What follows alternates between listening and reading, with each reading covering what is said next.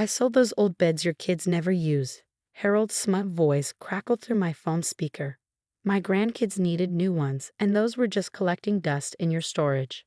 I gripped the edge of my desk at the museum where I worked as a historical artifacts specialist, trying to keep my voice steady. The Victorian rosewood beds with the hand-carved headboards. I asked, already knowing the answer. My children had outgrown them, but we had carefully preserved them in climate-controlled storage for a reason. Yeah, those ancient things, Harold chuckled. Got $2,000 for them. Pretty good deal for some old furniture, right? My daughter's kids deserve nice new beds anyway, not hand-me-downs.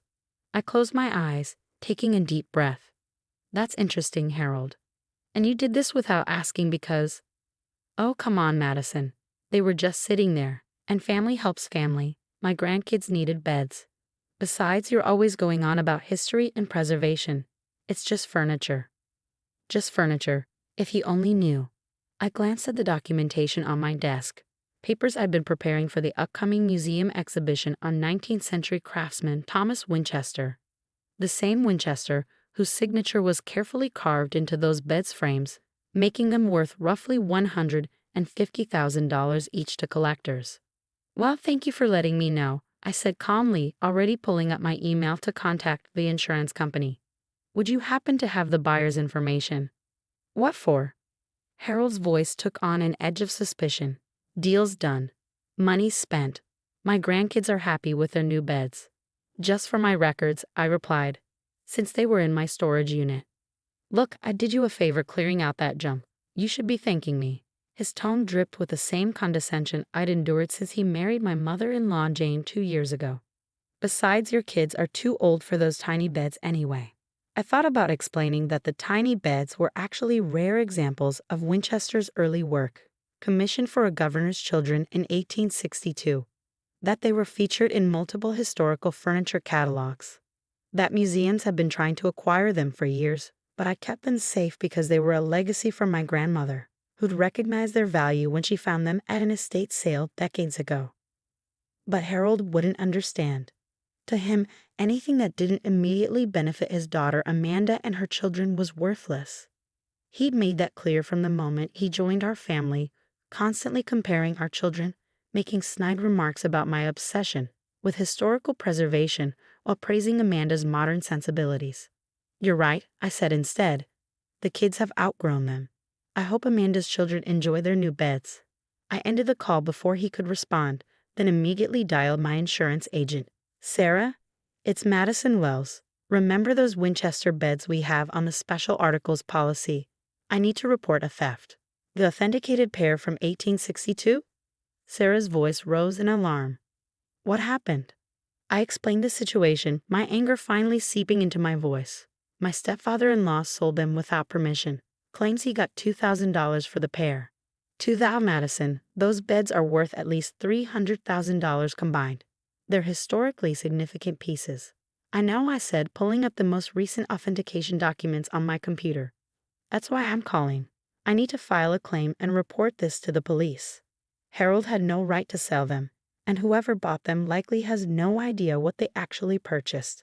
As I spoke with Sarah, my phone buzzed with a text from my husband Peter. Dad just called, sounding weird. Something about beds? What's going on? I typed back quickly. Your stepfather sold the Winchester beds from storage. You know, the ones my grandmother left me. The museum pieces worth $150,000 each. 3 dots appeared immediately then. He dead what? Calling insurance now. We'll need to file a police report. Those beds were documented historical artifacts. Peter's response was immediate. I'll call Mom. This is absolutely insane. He had no right. I turned back to my conversation with Sarah, who was already mobilizing the insurance company's art and antiquities team. We'll need to file a police report, she was saying, and contact any local antique dealers who might have purchased them. Thank goodness you had them properly documented and insured. Harold has no idea what he actually sold, I said, a grim satisfaction settling over me. He thinks he did everyone a favor getting rid of some old furniture. Well, he's about to learn a very expensive lesson about selling things that don't belong to him, Sarah replied. The insurance company will want their money back if we can't recover the beds. And since he sold them without authorization, he'll be legally responsible for the full value, I finished. All $300,000 of it. As I hung up with Sarah, another text came through, this time from my mother-in-law Jane. Harold said you're making a big fuss over some old beds. Why can't you just be happy the kids have nice new ones? I stared at the message, thinking about how to respond. Jane, like Harold, had never understood or respected my work in historical preservation. To them, the past was disposable. Only the newest and shiniest things had value. Those old beds were authenticated Winchester pieces from 1862, I wrote back. Worth $150,000 each. Harold sold stolen property, and I've had to report it to the police and insurance company. Maybe ask him why he thought it was okay to sell something that didn't belong to him. The three dots appeared and disappeared several times before her response came through. That's impossible. They were just children's beds. Check your email, I replied, attaching photos of the authentication documents and insurance policies. I'll let you explain to Harold that he just created a $300,000 problem for himself. Setting my phone down, I turned to my computer to draft a formal police report. Harold had always treated me with condescension, dismissed my career, and acted like his daughter's family was more important than ours. Now his arrogance was about to cost him dearly, and I couldn't find it in myself to feel sorry for him at all. My phone buzzed again. A call from the museum's curator. Time to explain why two valuable pieces of American furniture history were now missing, sold for a fraction of their worth by a stepfather-in-law who thought he knew better than everyone else. At least this would be an interesting story for the insurance claim. The aftermath unfolded faster than I expected. Within hours of filing the police report, Detective Morris was interviewing me in my office at the museum. Let me get this straight, he said, reviewing my documentation. Your stepfather-in-law sold two authenticated Thomas Winchester beds, circa 1862, for $2,000, without permission. Correct, I replied, handing him the most recent appraisal. He thought they were just old children's beds in storage. He sold them to buy his grandchildren new furniture. The detective whistled low. And their actual value is $150,000 each minimum. They're featured in several historical furniture catalogs. Museums have been trying to acquire them for years. Just then, my phone erupted with texts. Harold's name flashed across the screen repeatedly, followed by Jane's and Amanda's. I showed the detective my phone. Looks like I've seen the police report. Mrs. Wells, Detective Morris said, I've already contacted local antique dealers with the beds' descriptions. Given their historical significance, we should be able to track them down. Would you like me to speak with your stepfather-in-law? Before I could answer, my office door burst open. Harold stormed in, face red with anger, Jane and Amanda trailing behind him. This is ridiculous, he shouted, waving his phone. The police just called me about those worthless beds. What kind of game are you playing? Detective Morris stood, badge already in hand. Mr. Thompson, I'm Detective Morris. We were just discussing the theft and sale of historically significant artifacts valued at approximately $300,000. Harold's face went from red to white. 300. That's impossible. They were just old beds. Winchester beds, I corrected quietly, from 1862. Authenticated, documented, and insured. Which you would have known if you'd asked before selling them. You never told us they were valuable. Amanda interjected, her voice shrill. How were we supposed to know? That's the point, I replied, keeping my voice level. You weren't supposed to sell them at all. They weren't yours to sell. Jane stepped forward, her expression pleading. Madison, surely we can work this out as a family. Harold was just trying to help his grandchildren. By stealing and selling my property? I asked. Property that was properly documented and insured? That's not helping. That's theft. Detective Morris cleared his throat. Mr. Thompson, I'll need the buyer's information. The sooner we locate these pieces, the better for everyone involved. Harold sank into a chair, his bravado deflating. I sold them to a dealer. Some shop downtown. Second Chances Antiques, I think. The one on Mason Street? Detective Morris asked, already noting it down. Yes, Harold mumbled. I didn't get his card. He paid cash. I exchanged glances with the detective. Cash sales of antiques often meant the dealer knew they were getting something too good to be true. And you didn't think that was suspicious? I asked. A cash payment for 2 antique beds. I thought I was getting a good deal. Harold snapped, but his voice lacked conviction. Mr. Thompson, Detective Morris interjected. You do understand the seriousness of this situation. These aren't just ordinary pieces of furniture. They're documented historical artifacts. Their sale without authorization would result in significant legal consequences. But he's family. Jane protested. Madison, you can't really be pressing charges. I'm not, I said calmly. The insurance company is. Those beds were insured for their full value. If they can't be recovered, they'll want their money back. And since Harold sold them without authorization, he'll have to pay the full value, Detective Morris finished, plus any additional damages. Amanda started crying. Dad was just trying to help my kids. We needed new furniture. And instead of asking or buying it himself, he stole and sold valuable antiques, I replied.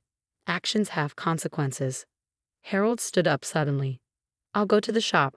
I'll get them back. I'll fix this. Sir, I wouldn't advise that, Detective Morris said firmly. Let us handle the recovery. You've done enough damage. As if on cue, my office phone rang. It was Sarah from the insurance company. Madison, we've got a problem.